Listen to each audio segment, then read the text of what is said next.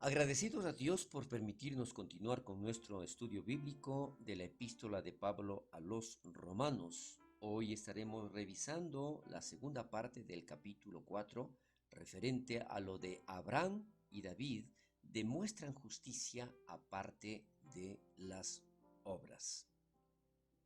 Los versículos 4 y 5 mencionan la distinción entre lo que es la gracia y las obras. Y la palabra de Dios declara, pero al que obra no se le cuenta el salario como gracia, sino como deuda. Mas al que no obra, sino cree en aquel que justifica al impío, su fe le es contada por justicia. Entonces, con esto, nosotros vemos la primera frase de este capítulo 4, versículo 4, pero al que obra no se le cuenta el salario como gracia. Aquí nosotros debemos entender que la idea principal de gracia está en contra del principio de la obra. La gracia tiene que ver con recibir libremente el regalo dado por nuestro Dios. Las obras tienen que ver con ganar nuestro mérito delante de Dios, cosa que no lo podemos hacer. ¿Por qué? Referente a un comentario que realiza Wetz sobre la antigua palabra griega traducida como gracia y es charis.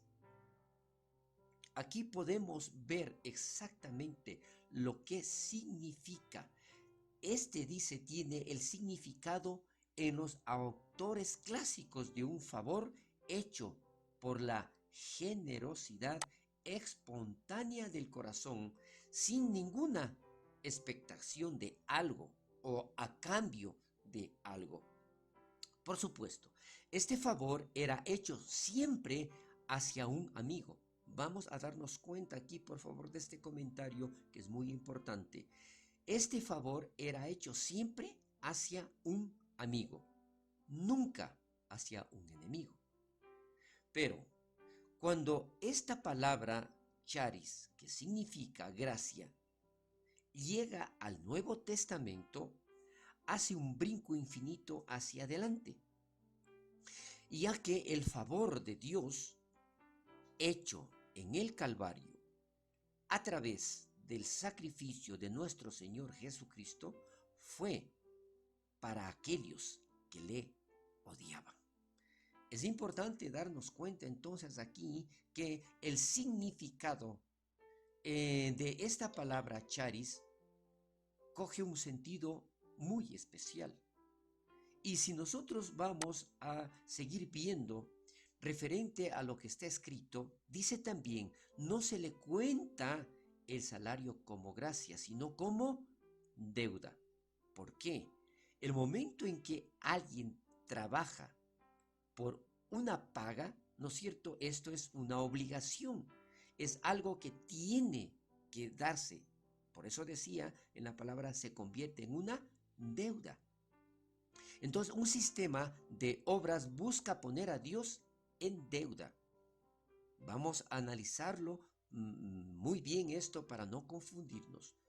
Un sistema de obras busca poner a Dios en deuda con nosotros. ¿Por qué? Si nosotros hacemos algo ante Dios, Dios tiene que pagarnos, haciendo que Dios nos deba su favor debido a nuestro buen comportamiento. Entonces, en el pensamiento de obras, Dios nos debería la salvación o la bendición debido a nuestras buenas obras.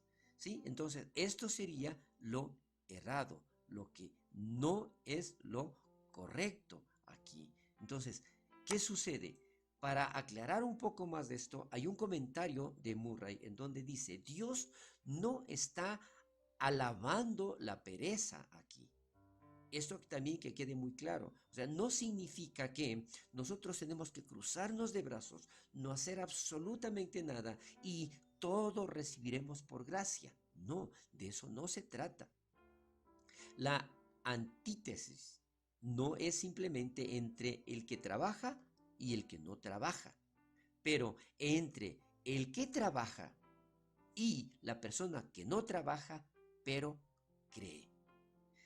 ¿Qué significa este comentario? Que definitivamente no es que yo me cruzo de brazos como dije anteriormente, no.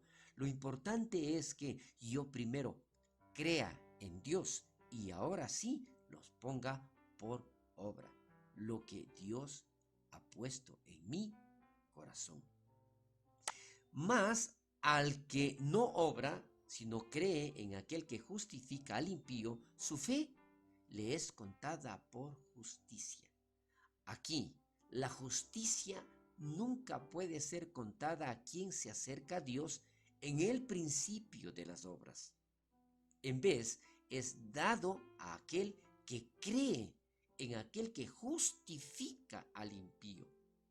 Entonces, nuevamente nosotros podemos ver muy claramente, es importante lo primero, creer en aquel que justifica al impío, creer en la justicia divina, creer en que Dios es el único que puede justificarnos. También se menciona en la palabra, dice, aquel que justifica al impío. Esta frase, ¿no es cierto?, la repetimos nuevamente porque este es a quien Dios justifica. ¿A quién? Al impío. Podríamos creer que Dios solo justificaría al hombre piadoso, al hombre que hace buenas obras. No, y no es así. Dios justifica al impío, pero debido a lo que Jesús hizo en la cruz, Dios puede justificar al impío por la obra de nuestro Señor Jesucristo, mas no por la obra de el hombre. No es como si Dios estuviera feliz con nuestra condición de impío. También es bueno aclarar esto. O sea, no necesariamente nosotros deberemos ser impíos a practicar la impiedad. No, no somos justificados debido a nuestra impiedad. Pero a pesar de nuestra impiedad, Dios nos justifica.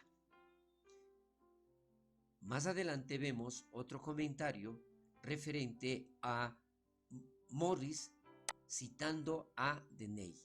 Dice,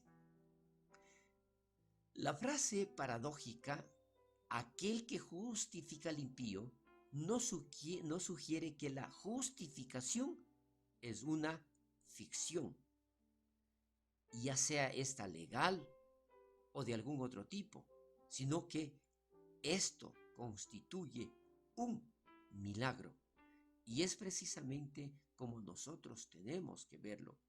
Algo que Dios nos da sin merecerlo, y eso constituye un milagro en nuestras vidas, el mayor milagro que Dios puede hacer a pesar de no merecernos. Fe es contada por justicia. Esta frase también, como lo hemos analizado, lo hemos visto referente a Abraham.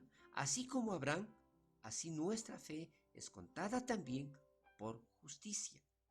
Este no fue un tipo de arreglo, un pacto especial que fue solamente para Abraham. Aquí vemos la misericordia de Dios. Nosotros también podemos entrar en esta relación con Dios. Aclarando un poco más, vemos aquí, dice, por esto entendemos que no hay dos maneras para la salvación, que aquí nosotros quedemos muy claros. No se trata del Antiguo Testamento de una forma y del Nuevo Testamento otra forma de obtener la salvación, para nada. Salvos por obras por medio de guardar la ley en el Antiguo Testamento y salvos por gracia por medio de la fe en el Nuevo Testamento. Esto se podría separarlo de esa manera, pero no es así. Cualquiera que haya sido salvo, entendamos bien esto, cualquiera que haya sido salvo, Antiguo o Nuevo Testamento, es hecho salvo única y exclusivamente por gracia, por medio de la fe, con lo que nosotros hemos estado viendo tanto en Abraham como en David, a través de su relación de un amor de confianza con Dios. Debido al nuevo pacto, nosotros tenemos los beneficios de la salvación que los santos del Antiguo Testamento no tenían, pero no tenemos una forma diferente de salvación. Esto entonces queda muy claro. Todos somos salvos por gracia, por medio de la fe. Un poco más adelante podemos ver los versículos 6 al 8, en donde David y la bendición de la justificación por medio de la fe. Entonces, ¿qué estamos haciendo aquí? Ratificando lo que estamos diciendo anteriormente, que todos, tanto del Antiguo Testamento como del Nuevo Testamento, somos justificados por medio de la fe en nuestro Señor Jesucristo. ¿Qué dice la palabra de Dios en los versículos 6, 7 y 8? Como también David habla de la bienaventuranza del hombre a quien Dios atribuye justicia sin obras, diciendo: bienaventurados aquellos cuyas iniquidades son perdonadas y cuyos pecados son cubiertos. Bienaventurado el varón a quien el Señor no inculpa de pecado. Importantísimo aquí nosotros darnos cuenta entonces como David también ratifica todo lo mencionado anteriormente. Como también David habla, el rey David del Antiguo Testamento sabía lo que era ser un pecador culpable. Él reconocía, y sobre todo en el Salmo 51, él conocía la seriedad del pecado y lo bueno que es ser verdaderamente perdonado. Él conocía la bienaventuranza del hombre a quien Dios atribuye justicia sin obras. Si David hubiera sido juzgado solamente por sus obras, el Dios justo debe condenarlo.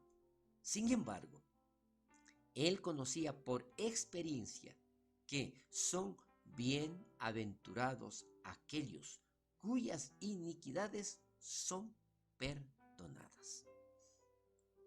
¿Qué es lo que nosotros podemos ver aquí más adelante? Otro comentario de Lenski. Dice: ningún pecador, ni por mucho que lo intente, puede llevarse sus propios pecados y volver limpio de culpa. Ninguna cantidad de dinero, ni ciencia, ni habilidad inventiva, ni ejércitos de millones, ni ningún otro poder de la tierra puede quitarle al pecador un pequeño pecado y su culpa. Nada. Una vez que ha sido cometido, cada pecado y su culpa se aferran al pecador tan cerca como su propia sombra. Se aferran por toda la eternidad, a menos que Dios se los lleve. Mire, aquí entonces está muy claro con este comentario de Lenski. ¿Sí? Nadie, de ninguna forma, podemos quitarnos el pecado o la culpa por ello. A quien Dios atribuye justicia sin obras. Bienaventurado el varón a quien el Señor no inculpa de pecado. De lo que está escrito en la palabra, vemos nuevamente que David está de acuerdo con Abraham en cuanto a la idea de una justicia imputada, una bondad que es dada, no ganada. Recuerde, es algo dada y no ganada. Hasta aquí nosotros vamos a llegar con nuestro estudio bíblico por esta semana. Continuaremos y explicaremos profundizando más el significado de esto. Bendiciones.